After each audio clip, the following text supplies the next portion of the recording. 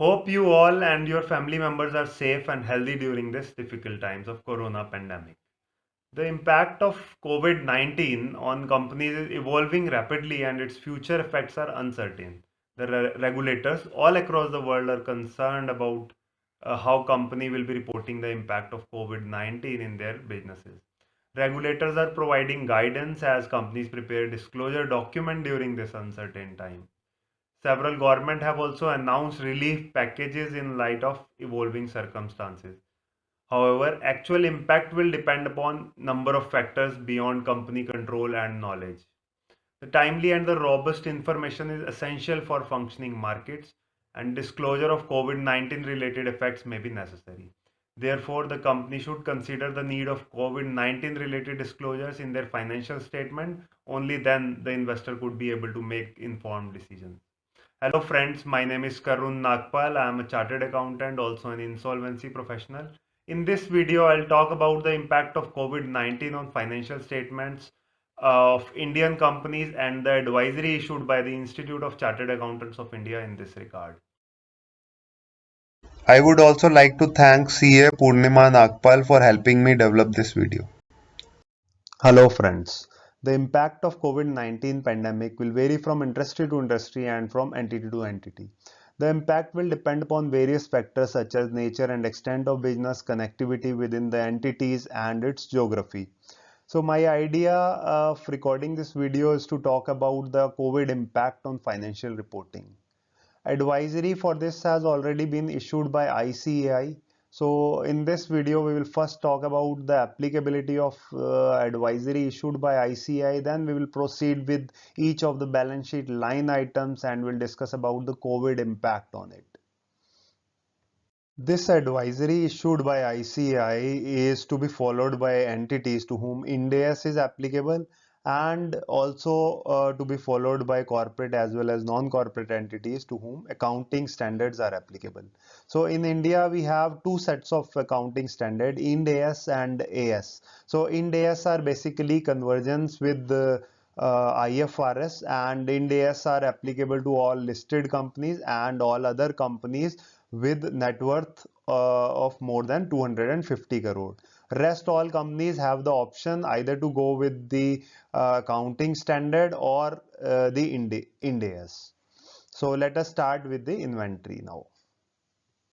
Reporting for inventories is governed by IND AS 2 or AS 2. Inventory due to lockdown to be shown in the financial statement at net realizable value. Whether the same need to be shown item wise or consolidated, it is solely the decision of the management. For the purpose of allocation of fixed production overhead, it is to be ensured that normal production capacity is only to be considered.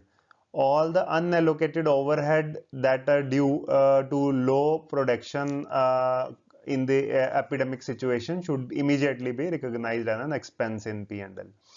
And the disclosure is necessary, so that is the most transparent and effective tool with the preparers of financial statement. Thus, any significant disclosure regarding write down of inventories as may be required should be properly made. Impairment of non-financial assets, that is governed by IND AS 36 and AS 28. A non-financial asset needs to be impaired at each financial year, and impairment test has to be done in case any risk indicators are there. So in case of that indication, the entity shall estimate the recoverable amount of the assets. So the IND AS 36 talk about the economic criteria which is to be considered to give useful information to user in assessing the future cash flow. So COVID-19 might also be considered as an indication by the management to provide impairment of intangible or non-financial assets. So regarding the impairment of this, following aspects to be covered while preparing the financial statements. So contraction in economic activity due to COVID outbreak could be considered as an impairment indicator as at the reporting date. It also need to be checked that whether the assumption used for impairment testing to determine the recoverable amount before the outbreak of COVID-19 require any change.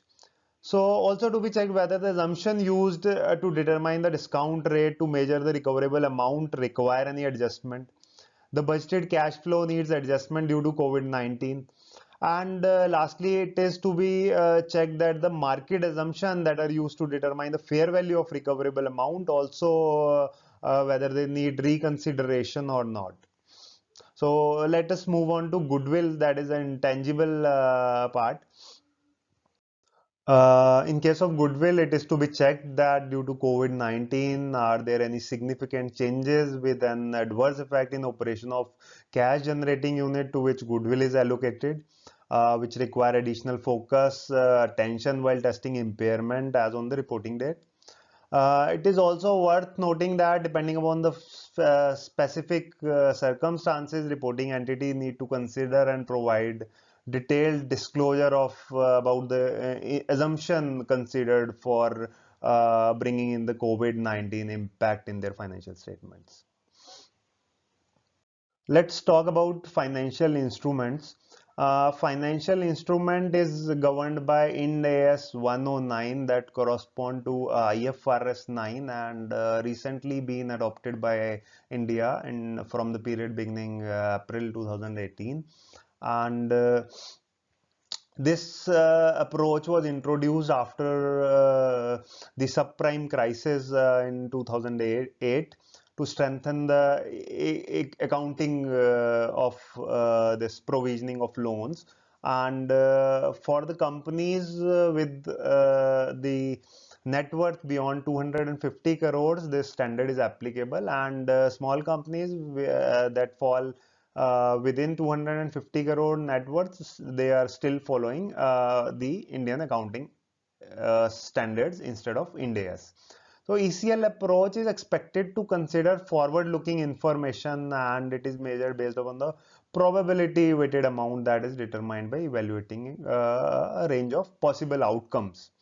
And due to COVID-19, there is a widespread contraction in economic activity across the globe, which would also impact this expected credit loss quantification.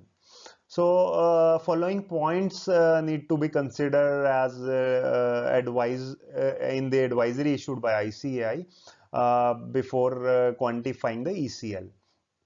So in case of certain financial assets such as trade receivable, where there is simplified approach applicable, this segregation of credit into different buckets, so I'll talk about the buckets also, may not be required. So this recognition of ECL is based upon segregation of credit exposure into three buckets, 1, 2 and 3. So one is where no significant increase in credit risk. Two is where there is a significant increase in credit risk, and third one is there where credit is impaired. So the trade receivables where simplified approach is applicable, so we may not go into this bucketization for booking the credit loss.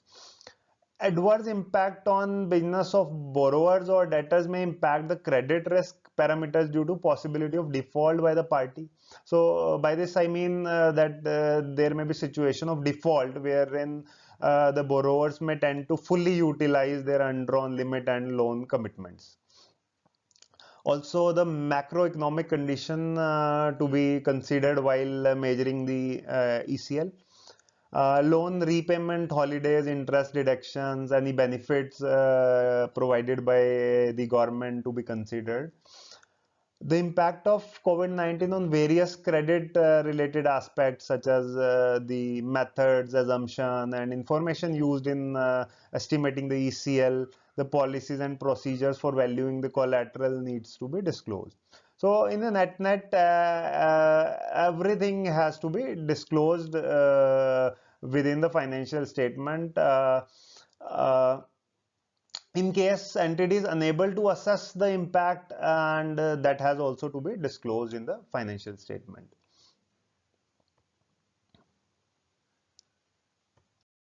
Treatment for financial instrument for those entities on which accounting standard are applicable, that are small entities with with net worth less than 250 crores.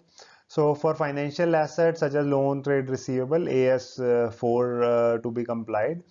And for financial assets that are within the scope of investment securities, AS13, necessary provisioning for permanent decline in the value of investment has to be made. So AS13 defines investment as a current investment, so which has to be disposed of within 1 year, so permanent decline to be taken care. And for banks and insurance entity, classification of loans into substandard, standard, doubtful, loss category has to be done carefully. In addition to the regulatory requirement issued by SBI or IRDA. Now let us talk about one of my favorite area, that is fair value measurement. So it gives the hierarchy that prioritize the input used in the valuation in the fair value. So that is classified as level 1, 2, and 3. So the value hierarchy gives the highest priority to the quoted price, level 1.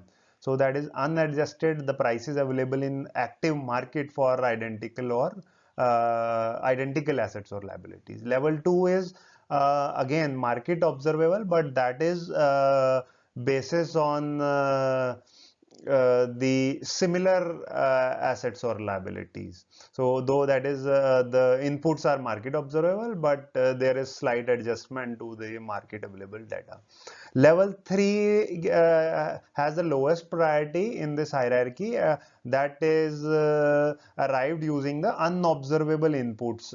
So the valuation techniques model used to arrive at the fair value is your internal models and techniques, and anyone outside the organization would not be able to assess the value, would not be able to assess the basis of the valuation. So since during this period of COVID-19, significant volatility and significant decline in the market prices of financial instrument have been seen, along with the decline in the volume of trade. So it is important that the various assumptions such as the discount rate, credit spread, counterparty risk has to be carefully analyzed and considered while determining the fair value. And in case of entities to whom accounting standards are applicable, so that there we have the classification into current investment, so that we intend to keep for less than a year. So in case we have made provisioning for those investment correctly, we would be carefully, we need to be carefully made those provisioning, and we can be easily arrive at the fair value for these type of investment, current investments.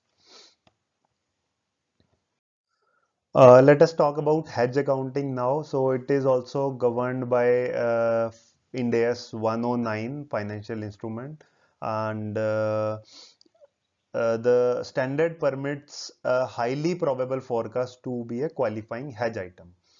So if entities have adopted cash flow hedge accounting for certain forecasted transaction, they should assess whether the transaction still qualify a highly probable forecast transaction considering their business environment. In this regard, it is to be noted that any hedge ineffectiveness need to be identified and its impact to be recorded in P&L immediately. Also, the fair value of derivative has to be estimated after considering various underlying risk assumptions. And with regard to the entities to whom AS are applicable, so there is a ICI guidance note on accounting for derivative contracts issued in 2015, and the entity may need to consider the impact on key inputs assumptions such as foreign currency rates, interest rate used in the valuation techniques, including the potential impact on hedge accounting. Now moving towards another standard for leases, which is governed by IND AS 116. And let us quickly jump onto the points that need to be taken care while reporting for leases. So COVID-19 may impact the terms and condition of lease arrangement, which may lead to considerable changes in accounting for leases. Variable lease payments which are linked with revenues from the use of underlying asset may be significantly impacted. Entities also need to consider the discount rate used to determine present value of new lease liability, as they may be reinstated to incorporate risk associated with COVID-19. And the treatment of the compensation received from government, if any concessions, grants, has to be decided by the management, and the management has to take a call regarding the accounting treatment for such type of amounts. Also analyze whether any lease arrangement is becoming onerous, so in light of COVID-19 circumstances.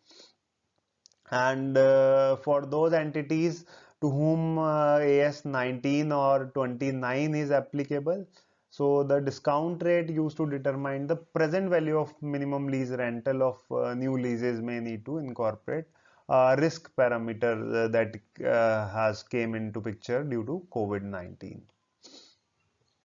So let us talk about revenue from operation now.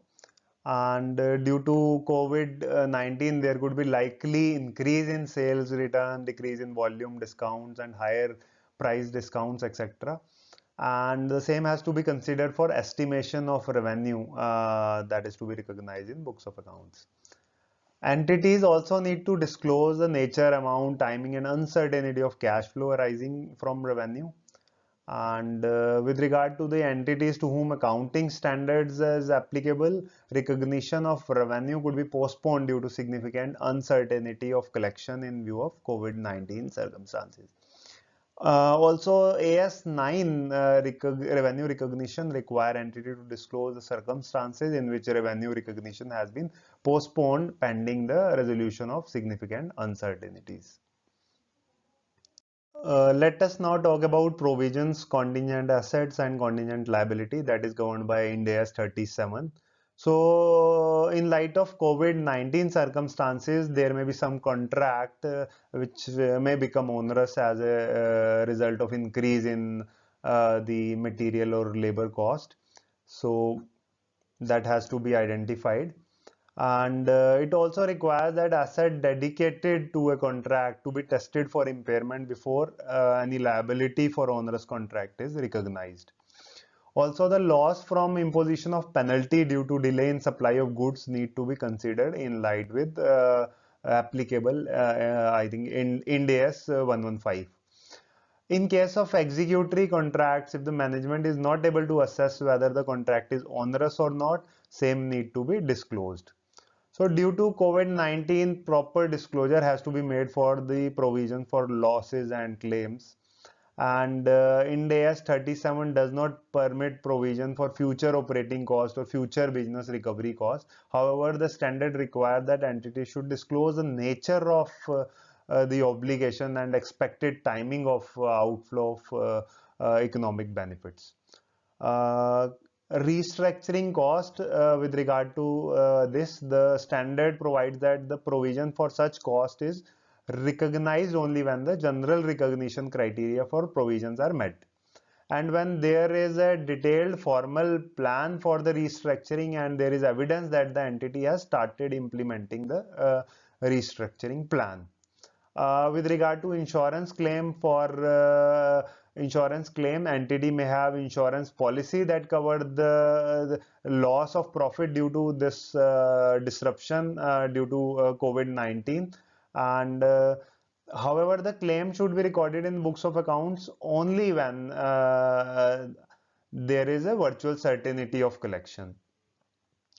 For those entities to whom accounting standard 29 is applicable, it must be checked that whether any contract have become onerous or not. The management should also ensure that it has addressed the issue relating to the executory contracts, whether the executory contracts are onerous due to adverse impact of COVID-19.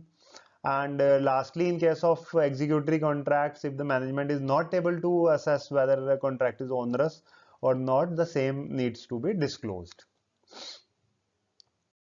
Also, due to the impact of COVID-19, there could be a number of contracts or arrangement which may get modified or even terminated. So in order to check the viability of these contracts, entities are advised to consider the specific requirement of standards and guidance issued by the ICAI in this regard. Going concern assumption. So in general, the financial statements are prepared on the assumption that the entity is a going concern and it will continue its operation in foreseeable future. In assessing whether the going concern assumption is appropriate, so management consider all the available information about its future, at least at least for 12 months from the period last reporting period, and so following points management has to take care and while assessing the going concern assumption. So management of the reporting entity should assess the COVID-19 impact and the measures taken to continue as a going concern. So in case the management has doubt regarding the continuance of business as a going concern, and it should not prepare its financial on the basis of going concern assumption. If there are material uncertainty as required in view of IND AS 1 that might cast significant doubt upon entity's ability to continue as a going concern, the same should also be disclosed in the financial statements. As far as income tax is concerned, for the entities, COVID-19 could affect future profits and may also reduce the amount of deferred tax liability and create additional deductible temporary differences due to various factors such as impairment. Those entities which have already deferred tax assets should reassess the forecasted profit and recoverability of DTA considering the COVID-19 epidemic. Management might also consider whether impact of COVID-19 affects its plan to distribute profits from subsidiaries. Also, the need to recognize DTL in respect of undistributed profit has to be analyzed. Management should also disclose any significant judgment and estimate made in assessing the recoverability of deferred tax assets in accordance with the accounting standard 1, IND AS 1. Consolidated financial statement. So the financial statement of parents and subsidiary in general are usually drawn up to the same date. However, in case of difference, the difference between the reporting date should not be more than 3 months as specified by AS 1110. However, AS 21, counting standard 21, has that difference to be for 6 months. So in light of COVID circumstances, so there would be some scope of relaxation by the authorities for consolidation of subsidiaries, and in AS 21 also on similar lines with the IND AS, there is a possibility for some relaxation to consolidate the subsidiaries. In case of PP&E, standard requires that the useful life and residual value of PPE needs revision on annual basis. So due to COVID-19, PPE may remain underutilized or not utilized for a period of time. So the standard says even if the PPE remain underutilized or not utilized, depreciation should be charged, and during this epidemic it may have impact on the also on the expected useful life and residual value of PPE. So it is essential that the management may review the residual value and useful life once again at the regular interval, and in case the expectations differ from the previous estimate, it is appropriate that government entity should revise its estimate. There would be some additional financial statement presentation. So in particular cases, let us discuss them. So in case of breach of loan covenants, so due to COVID-19, there may be instance of breach of loan agreement, which may trigger the liability becoming due for payment and liability becoming current. So in case the lender agreed that not to demand the payment as a consequence of breach, so we may not classify that liability as current. And then we have sources of estimation uncertainty under AS1. So IND AS1 require that entity to disclose information about the assumption it makes about the future and other major sources of estimation of uncertainty at the end of reporting period. So that may have significant risk resulting in the material adjustment to the carrying amount of assets or liabilities during the next financial year. So, COVID-19 may have created many uncertainties about the likely future scenario, which may affect the estimation of amounts recognized in balance sheet. So, for this, entity should prepare their financials, keeping in mind the guidance issued by the IND AS under this para 125 to 133. Then let's talk about comparative information. So, IND AS 1 also require the presentation of comparative information. So, preparation and presentation of financial statement under IND AS 1. So that has the characteristic of comparative financial statement, and the framework require that the user must be able to compare the financial statement of entity through time, like current quarter with the previous quarter of last year, in order to identify trends in the financial position and the performance and compare its financial statement. So again, COVID-19 may have affected the financial performance and financial positions of the entities. For this, the preparer may consider making adequate disclosure and some explanatory note with the financial statement regarding the COVID-19 impact on the financial position, performance, and its cash flow. Next is borrowing cost. So that is governed by IND AS 23 and AS 16. So as per IND AS 23, capitalization of current capitalization of interest may suspend in case the development of qualifying assets suspend. So management may consider this aspect while evaluating the impact of COVID-19. Post balance sheet items. So entity must disclose significant recognition and measurement uncertainties that might have created due to this outbreak on various assets and liability. So they should also disclose how they have dealt with the impact on the financial position and performance of the entity. Interim financial reporting. So the financial statement, annual financial statement equally applies to interim financial statement. So same guidance in case of interim as well. So no recognition or measurement exception for interim reporting, although management might have to consider whether the impact of COVID-19 is a discrete event for the purpose of calculating the expected effective tax rate. Additional disclosure should be given to reflect the financial impact of COVID-19 and measures that to contain it. This disclosure should be entity specific and should reflect each entity's circumstances. Preparers may consider making suitable disclosure in the management discussion and analysis section of annual report about the effect of COVID-19 on overall risk to the businesses in which the entity is engaged. So friends, that's all in my video. I hope I have covered most of the financial reporting concern. In a nutshell, it may be noted that certain estimates and provision has to be created on the basis of specific situation of business concern, as well as the foresight of the management. In this really tough time, the best way to present the true and fair view of the financial statement is to disclose, disclose, and disclose. Thank you for watching. Have a good day.